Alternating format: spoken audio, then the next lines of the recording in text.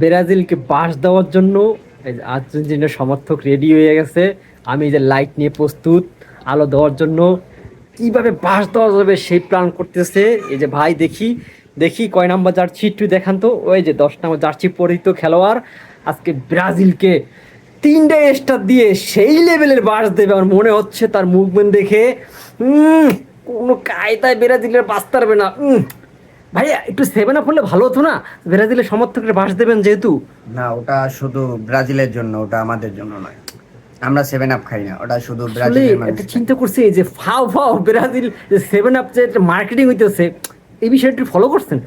এটা কোনো ব্যাপার না, এটা আসলে মূলত 7 আপ কোম্পানি তো জার্মানির ধন্যবাদ দেওয়া উচিত, কারণ তাদের কারণে এই যে মার্কেটিংটা হচ্ছে।